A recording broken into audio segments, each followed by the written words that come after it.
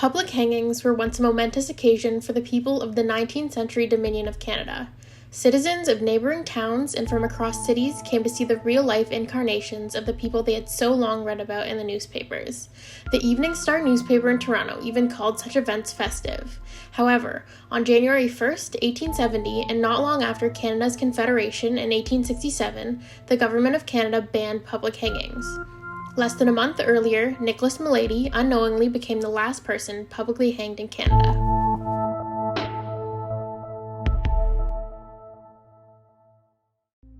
On December 7, 1869, 24-year-old Nicholas hanged from a rope at the Huron County Jail in Goderich, Ontario.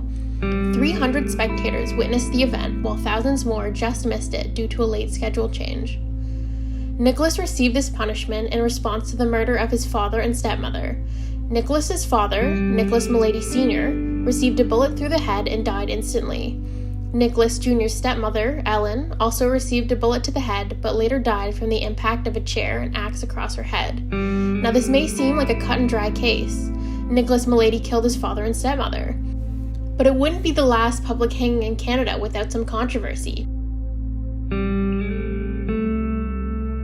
Nicholas Melady Jr. was born in 1845 as the youngest of 6. His father, Nicholas Melady Sr., had immigrated to Canada from Ireland. He worked for many years and eventually bought land in Tecumseth, Ontario in 1834. Our sources on Nicholas Sr. do not paint a favorable picture. One can find him in many court cases due to skirmishes with other locals. Nicholas Sr.'s wife, Margaret, died in 1863 from a disease. In 1864, and after buying several large properties in the area, Nicholas moved to Seaforth.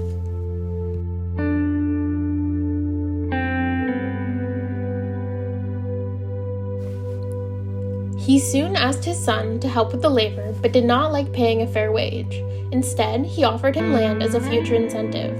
Thus began a cycle of the father offering land, the son coming to work, the two fighting, the father taking back his offer, the son leaving, and repeat.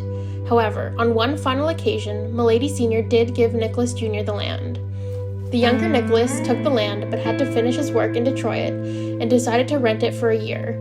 He did so without telling his father so as not to upset him. However, Malady Sr. discovered that his son rented the land and became enraged.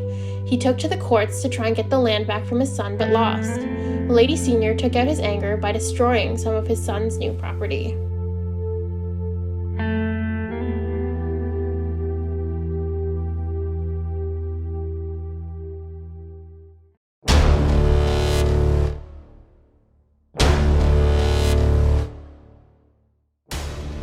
In May of 1868, a group of men that Nicholas Sr. had wronged gathered on a bridge near the old man's house to plan how to deal with their problem. These men were Thomas Donovan, the brother of Nicholas Jr.'s brother-in-law, Jim Kehoe, the husband of Nicholas' sister, Margaret, Nicholas Melady Jr., and a few others. Such tensions heightened after the Melady family discovered that Ellen Kelly, Melady's new wife, was pregnant with Nicholas Sr.'s child. The community questioned Kelly's motives because of her marriage to the much older and wealthier Melady. When disputes occurred between Nicholas Sr. and any of his children, he threatened to remove them from his will. Now, with a new child coming, his threats became more serious. Whatever the conclusion of this meeting, 3 attendants arrived at Nicholas Sr.'s house on June 6, 1868. The night ended with the deaths of Nicholas Sr., his wife Ellen, and their unborn child. Newspaper articles from the time recount a gruesome scene. The McGoweys, Nicholas Sr.'s daughter and son-in-law, were the first to find the bodies. Nicholas Sr. laid on the floor with a bullet hole through his right temple. Ellen, who also laid on the floor, suffered a split open head from a strike by an axe and received a beating from a chair that lay broken beside. The investigators later found footprints on the floor that matched perfectly with Thomas Donovan and Nicholas Melady Jr.'s boots. Upon this evidence, officers sent the two to the local holding cell. The holding cell that Nicholas and Tom spent time in still exists today as the Van Egmond House near Seaforth, Ontario. This was the home of the local magistrate, Constant Van Egmond. Constant was the son of Colonel Anthony Van Egmond, who led rebel forces in the rebellion of 1837. Located in the basement of the house were holding cells that Nicholas and Tom stayed in before they were transferred to the jail in Goderich.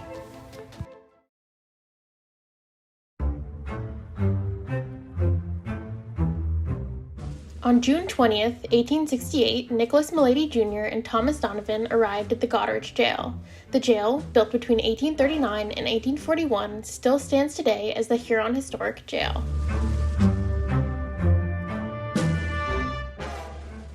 Upon arrival, Nicholas and Thomas walked down this long, narrowing hallway and into their new home. You can feel the intent behind this narrowing corridor to create a sense of confinement as prisoners walked away from freedom and into the jail. Nicholas and Thomas would now spend over a year and a half in neighboring cells like these. They would prepare for their impending trials in the year to come. It is of note here that Nicholas' sister, Alice, as well as his brother and other two sisters, including their young children, also went to the jail for nothing more than a hope they'd give evidence. On the side of the Crown, several officers worked on and then left after they struggled to solve the case. They conducted many investigations, but lacked sufficient evidence to convict Nicholas and Thomas. In desperation, the second investigator hired the young and charismatic wife of a police officer to go into the jail and befriend Alice and obtain more evidence about Nicholas's involvement. The woman, named Janet Cook, but also known as Jenny in the jail, tried her best to succeed, but Alice remained suspicious. The case looked to be falling apart.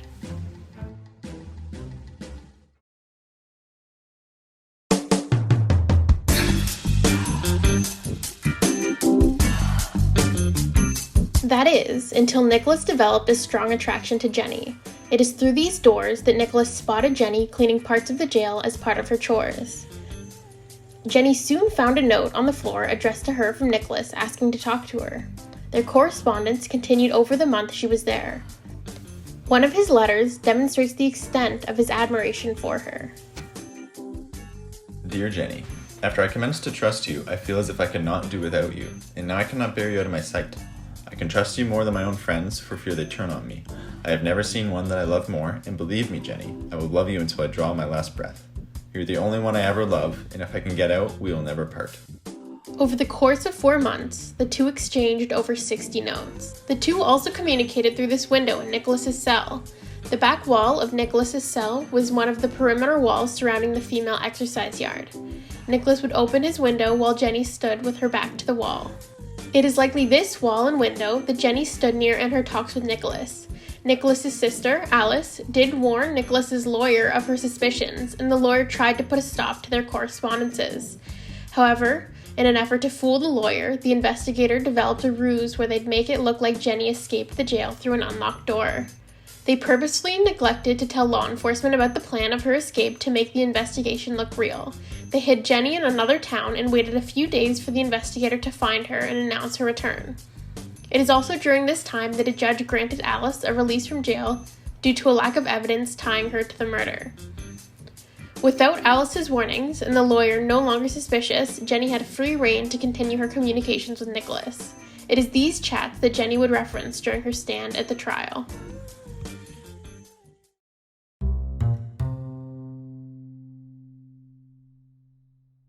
Built in the 1850s, this courthouse was still relatively young by the time of Nicholas's trial. Unfortunately, this beautiful wooden building burned down in the 1950s. In its place is this current courthouse, built soon after the old one came down. The infamous trial brought together many questionable aspects of the case in front of a maximum capacity crowd. Thomas and Nicholas frustrated investigators through their consistent retelling and denial of involvement in the death of Nicholas and Ellen Malady. However, prosecutors convinced Thomas to testify against Nicholas to save himself from the hangman's rope. He stated that Nicholas was the sole killer of Ellen and Nicholas Sr. In his time on the stand, Thomas fumbled through the story, contradicting his past descriptions and struggling to place himself at the crime. He said, "We were only a foot inside the house, but the defense mentioned that his tracks were all over." He said there were no lights on, but then mentioned he saw something at the back of the house from the front. Thomas's retelling did not instill confidence with reporters.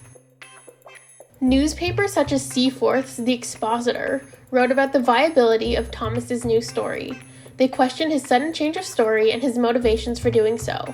Regardless of widespread questioning, the jury believed Thomas's story. The court read all of Nicholas's notes to the room, revealing the professions of his love and hints at involvement in the crime.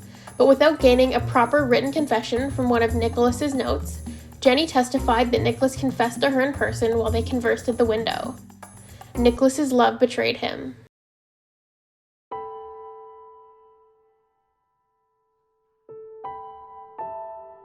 Upon final deliberations, the judge made sure the jury knew of the questionable circumstances of the evidence against Nicholas. He mentioned that a guilty verdict would hinge on the word of a hired spy and the questionable statement by Thomas Donovan. Despite this lack of evidence, the jury voted Nicholas guilty for the murders of Nicholas Sr. and Ellen. In his statement after the sentencing, Nicholas thanked the defense team but stated he disagreed with Janet and Thomas's statements and again claimed his innocence. The judge sentenced Nicholas to hang in Goderich on December 7, 1869. In his final days, Nicholas moved to a cell like this one. This is what the cells look like before the application of plaster and is the same as all the cells at the jail while Nicholas stayed here. Nicholas's sister Alice did launch an appeal to Nicholas's death, but to no avail. There were no options left. On one of his final nights, Nicholas answered a reporter question with a long statement and confession. Nicholas wrote, "I confess to be guilty of the horrible crime laid to my charge, and I wish therefore to express my exceeding sorrow thereat. I entreat all true Christians, in their charity, to pray the terrible judge of the living and of the dead, that he may forgive me the horrible deed, as also the perjuries of which I became guilty in my endeavors to free myself from the accusation." Nicholas also criticized the poor quality of evidence on which the jury based their verdict on and called Jenny's statement a fabrication. However, in a demonstration of the character that brought much sympathy from people around the area, Nicholas forgave everyone involved and claimed to be solely responsible for the death of his father and stepmother.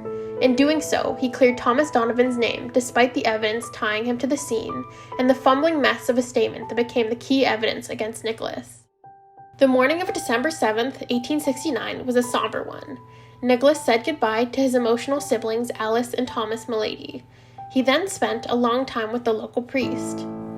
At 8:42 a.m., over an hour earlier than originally slated to avoid the potential chaos of the thousands of spectators on their way, the walk to the gallows began.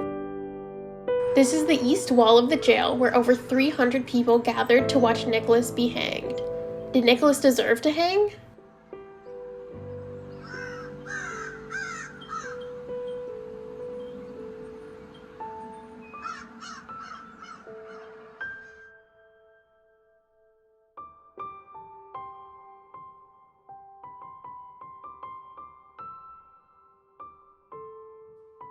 His trial reeked of suspicion. The evidence, as many from the time pointed out, was poor and relied upon the word of Jenny and the sketchy recount from Thomas, who had much to gain from placing the blame on Nicholas. Despite all this, Nicholas cleared Thomas's name and left this world as best as he could. At the very least, he deserved a fair trial, whether he killed his dad and stepmom or not.